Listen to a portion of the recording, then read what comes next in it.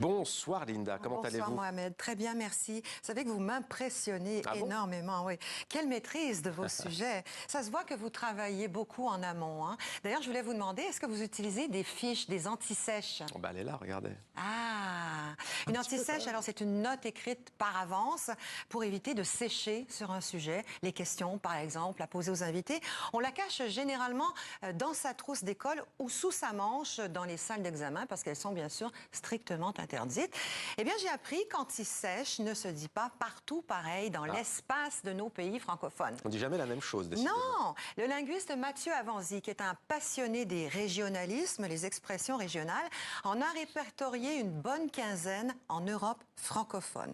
Alors, on dit par exemple une pompe en France, qui vient de l'argot pomper, tricher. On dit une carotte en Normandie, qui est proche de carotter, qui veut dire tromper. En Belgique, c'est mignon, on dit copion, un petit copier. Les Suisses, eux, n'ont pas peur des mots. Leur anti-sèche, c'est un billet de triche. Alors pourquoi cette diversité pour dire la même chose? Eh bien parce que les régionalismes, pour la plupart, proviennent des langues régionales. L'occitan, le catalan, le breton, l'alsacien, etc. Les langues qu'on parlait en France avant que le français ne soit imposé comme langue officielle. C'est la fameuse ordonnance de Villers-Cotterêts de 1539. Un bel exemple, la serpillière.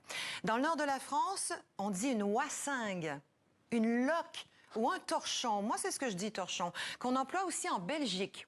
Alors, un ami savoyard racontait que sa mère leur disait de ne pas salir, qu'elle en avait marre de tout le temps panosser. Ma mère, elle, une Québécoise, donc au Québec, passait la mop chaque vendredi. Bel anglicisme. Les régionalismes, ce sont des mots de chez nous, des marqueurs du territoire, comme dit Avanzi, grâce auxquels on revendique désormais notre identité. On les voit de plus en plus sur les réseaux sociaux. Notre linguiste dialectologue interprète ce phénomène comme une décomplexification par rapport aux Français parlés à Paris. Les temps changent.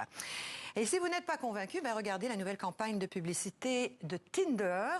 Le site de rencontre vient d'ajouter une nouvelle fonctionnalité, les langues régionales.